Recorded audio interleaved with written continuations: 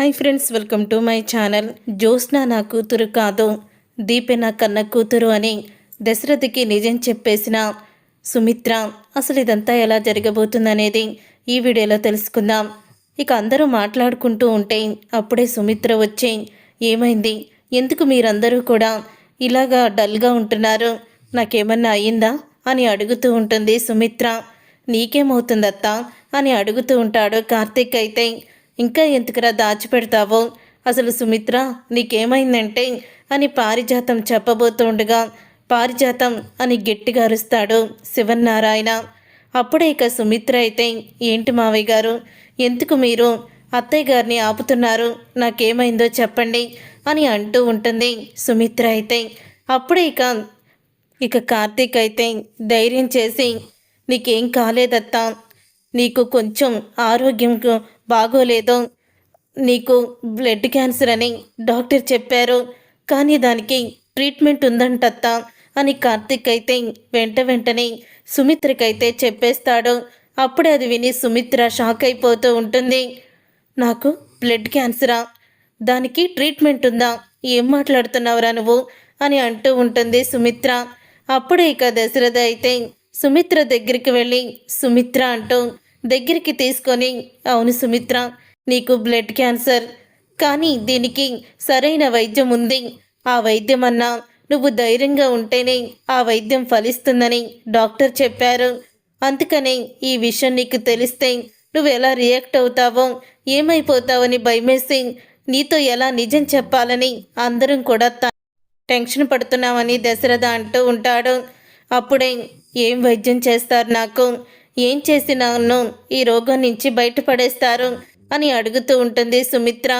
అప్పుడే మీ కన్న కూతురే జ్యోత్స్నని నిన్ను కాపాడుతుంది సుమిత్ర అని అంటూ ఉంటాడు దశరథ. ఏంటండి, మన జ్యోత్స్న నన్ను కాపాడుతుందా, ఏంటది, నాకేమీ అర్థం కావడం లేదు అని సుమిత్ర అంటూ ఉంటే, బోన్ మ్యారో అనే చికిత్స ద్వారా నిన్ను కాపాడుకోవచ్చు, అలాగే ఆ బోన్ మ్యారో రక్త సంబంధికులు ఇవ్వాలి, మీకు అన్నయ్య తమ్ముళ్ళు ఎవరూ లేరు కాబట్టి, జ్యోత్స్న కన్న కూతురు కాబట్టి జ్యోత్స్నానే ఇవ్వాలని, జ్యోత్స్నానే నిన్ను కాపాడుతుందని డాక్టర్ చెప్పారు అని దశరథ అయితే అంటూ ఉంటాడు. అప్పుడే ఇక సుమిత్ర అయితే, జ్యోత్స్న నన్ను కాపాడుతుందా అని అంటూ నవ్వుతుంది. ఆ మాట విని ఒక్కసారే జ్యోత్స్న షాక్ అయిపోతూ, ఏంటి మమ్మీ ఇలా మాట్లాడుతుంది, జ్యోత్స్న నన్ను కాపాడుతుందా అని అంటూ తను ఎందుకు ఇలాగా ఆశ్చర్యంగా చూస్తుంది, నవ్వుతుంది అని జ్యోత్స్నకైతే అనుమానం వస్తుంది. అప్పుడు ఇక సుమిత్ర అయితే, అది జరగని పనండి, నేను ఎప్పుడు కూడా బ్రతకను, క్యాన్సర్తో ఇక ఇలా బాధపడాల్సిందే అని అంటూ ఉంటుంది సుమిత్ర. ఏంటి సుమిత్ర, నేను చెప్పేదేంటి, నువ్వు చేసేదేంటి, అసలు ఏమంటున్నావు నువ్వు, నీకెందుకు పని చేయదో, ఖచ్చితంగా పనిచేస్తుంది అని అంటూ ఉంటాడు దశరథ. అయితే లేదండి, బోను మేర ఇచ్చేది జ్యోత్స్న కాబట్టి నాకు పని చేయదు అని అంటూ ఉంటే, తను నీ కన్న కూతురే కదా, ఏదో కన్న కూతురు కాదన్నట్టు మాట్లాడుతున్నావేంటి అని అడుగుతూ ఉంటాడు దశరథ. అవునమ్మా, ఇప్పుడు నిన్ను కాపాడేది జ్యోత్స్న మాత్రమే, ఎన్ని కోట్లు ఉన్నా, ఎంత బంగారం ఉన్నా, ఇప్పుడు నిన్ను రక్షించేది మాత్రం జ్యోత్స్నానే అని అంటూ ఉంటాడు శివన్నారాయణ. అప్పుడు ఇక సుమిత్ర అయితే గదిలోకి వెళ్ళిపోతుంది. సుమిత్ర గదిలోకి వెళ్ళిపోయిన తర్వాత అప్పుడే ఇక అంటూ ఉంటుంది దశరథతో. ఇక దశరథ వెనకాలే వస్తాడు. ఇక దశరథతో అయితే ఇలా అంటూ ఉంటుంది, ఏంటండి మీరు, అసలు జ్యోత్స్న బోన్ మ్యారో ఇస్తే నాకెలా పనిచేస్తుంది, నాకు పని చేయదు అని సుమిత్ర అయితే అంటూ ఉంటుంది. ఏం మాట్లాడుతున్నావు సుమిత్ర, జ్యోత్స్న నీ కన్న కూతురు కాబట్టి తను బోన్ మ్యారో నీకు ఖచ్చితంగా పనిచేస్తుంది అని అంటూ ఉంటాడు దశరథ. లేదండి, జ్యోత్స్న నా కన్న కూతురు అయితేనే కదా నన్ను కాపాడడానికి అని అంటూ ఉంటుంది సుమిత్ర. ఆ మాట విని ఒక్కసారి దశరథ షాక్ అయిపోతూ, ఏం మాట్లాడుతున్నావు సుమిత్ర, జ్యోత్స్న మన కన్న కూతురు కాకపోవడం ఏంటి అని అడుగుతూ ఉంటాడు. అవునండి, నేను చెప్పేది నిజమే, జ్యోత్స్న మన కన్న కూతురు కాదు, మన కన్న కూతురు దీప అని నిజాన్ని బయట పెడుతుంది సుమిత్ర.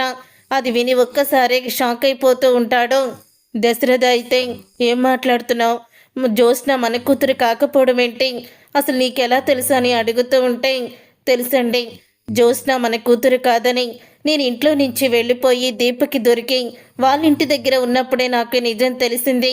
కేవలం మీ పిన్ని స్వార్థానికి మన కూతురు బలయ్యింది.